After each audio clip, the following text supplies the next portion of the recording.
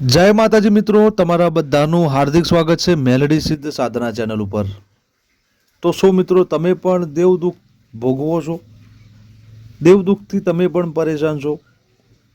કદાચ જો મારી ચેનલના સભ્ય હોય, સબસ્ક્રાઈબર હોય, ચેનલ ઉપર નવા હોય, 2-5 મિનિટ નીકાળીને આ વિડીયો નિહાળવા વિનંતી છે। મિત્રો, જ્યારે પણ તમારા જીવનમાં દેવ દુઃખ આવે છે, જ્યારે તમે ચોફેરથી બેઠા આવશો, ત્યારે મારી એક નમ્ર વિનંતી માનો તોય તમારો નાનો ભાઈ, મોટો ભાઈ, જે રીતે પણ તમે મને માનતા હોય એ રીતે માનીને મારી એક એડવાઇસ લેવા વિનંતી છે। જ્યારે પણ તમને એવું લાગે કે દેવ દુઃખ મારા ઘરમાં આવ્યું છે, ત્યારે તમારે કોઈ પણ માણસ ઉપર વિશ્વાસ રાખી, કાળા માથાના માણસ ઉપર વિશ્વાસ રાખી તમારે કોઈ પણ પગલું નથી ભરવાનું।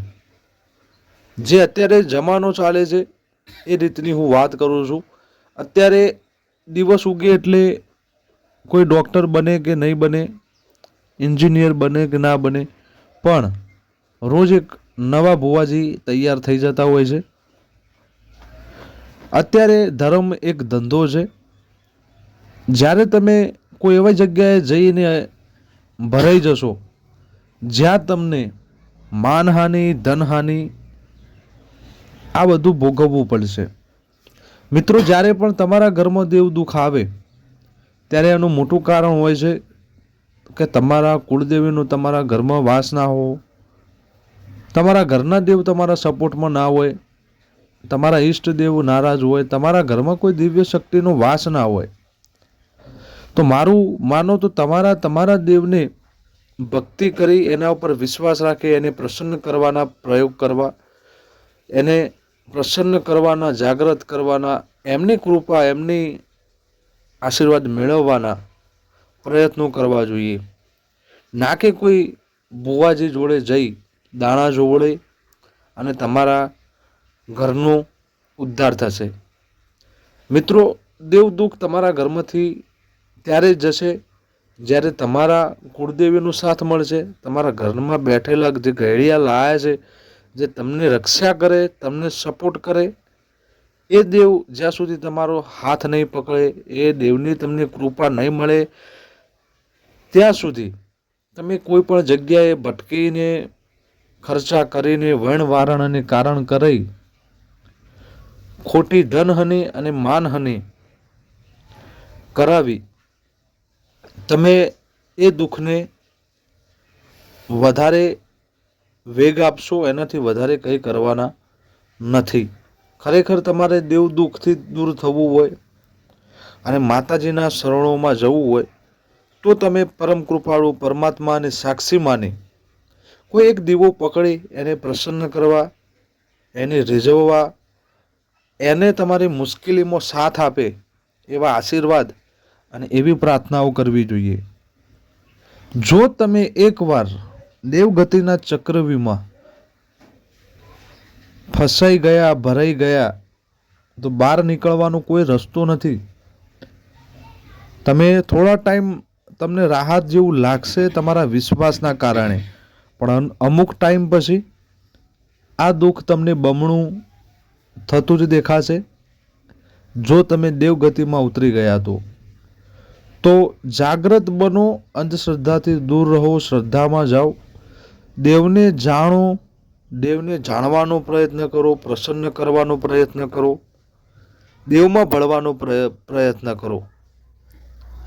તમે જ્યારે પણ પરોપકારી જીવન જીવવા લાગો છો, એટલે દેવગતિની વાત નહીં, કોઈ પણ રીતે કોઈ માણસ ઉપર જ્યારે તમે પરોપકારી થાવ છો કે કોઈ ચલાવે અને તમે ચાલો, ત્યારે તમારા ઘરમાં દુઃખનો જ અનુભવ તમે કરશો। જ્યાં સુધી તમે જાણશો નહીં, તમે જે સત્ય શું છે ત્યાં સુધી પહોંચશો નહીં, ત્યાં સુધી તમારા ઘરમાંથી દેવ દુઃખ જશે નહીં। દેવ દુઃખ દૂર કરવાનું એક જ માધ્યમ છે જે સત્ય છે, અને સત્ય હંમેશા તમને કડવું લાગશે કે તમારા કર્મોમાં સુધારા કરવા। દુનિયામાં દેવ કોઈને નડવા જતું નથી, દેવ કોઈને નડશે પણ નહીં. એ દુનિયાની જગતજનની છે, એ તમને નળી એ કાળા માથાના માનવી પાસે માગે શું? તમારા એવા કોઈ ગુના ના હોય જેથી તમને દેવ નડી જાય. જો તમારા ગુના નહીં હોય, તમારા કર્મો એવા નહીં હોય, તો 100% હું તમને જવાબદારીથી કહું છું, તમારા ઘરમાં દેવ દુઃખ આવે જ નહીં. તો કુળદેવીને પ્રસન્ન કરવામાં, પિતૃઓને પૂજવામાં, ઈષ્ટદેવને પૂજવામાં, ઘરના દેવને પૂજવામાં જ તમારું સુખ છુપાયેલું છે. ના કે કોઈ ધામે જઈને રવિવાર ભરવાથી દુઃખ જશે, ના કે પછી કોઈ જગ્યાએ જોવડાવવાથી, કે ના કોઈ ભૂવા ભોપાળા કે ટાળા કરવાથી. આ વિડીયોના માધ્યમથી તમને એ જણાવું છું કે સત્ય સુધી પહોંચો, અંધશ્રદ્ધાથી દૂર રહેજો. એકવાર જો તમે આ ચક્કરમાં ભરાઈ ગયા તો પછી બહાર નીકળવું બહુ જ મુશ્કેલ છે. તો વિડીયોમાંથી કંઈક સમજણ લેજો, એ સમજણને સદુપયોગ કરજો. 100% તમારા દુઃખ હળવા થતાં તમને દેખાશે. વિડીયોને શેર કરવા વિનંતી છે. ચેનલ ઉપર નવા હોય તો સબસ્ક્રાઈબ કરવા વિનંતી છે. દેવગતિની કોઈ પણ પ્રશ્ન હોય તમે કોમેન્ટ કરી શકો છો. ચેનલ પર એકવાર વિઝિટ કરી શકો છો. મારા વિડીયો તમે એકવાર જોશો તો એ વિડીયોમાં તમારા દુઃખનો અંત છે. એ જ વિડીયોમાં તમને સલાહ મળી જશે કે તમારે શું કરવું છે. બીજી જગ્યાએ જોશો એટલે અમુક નળે છે, અમુક ગુના છે, આ જ વાતો આવશે. અને એ વાતોમાં ધનહાનિ અને માનહાનિ સિવાય કોઈ વસ્તુ છુપાયેલી નથી. આ જેટલું જલ્દી સમજી જશો એટલું જ જલ્દી તમે પરમાત્માને પામી શકશો, દેવની કૃપા પામી શકશો. જો આ અંધારામાં તમે ખોવાઈ ગયા તો તમને રોશની મળશે જ નહીં. તો મારું માનો તો દેવને પામવામાં, જાણવામાં અને એને પૂજવામાં જ મજા છે. વર્ણવારણ અને કારણમાં કોઈ મજા નથી.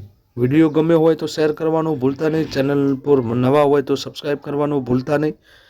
આવા વિડીયો તમારે રોજ જોતા હોય તો ચેનલમાં જોડાવા વિનંતી. જય માતાજી, જય મેલડીમાં, હર હર મહાદેવ.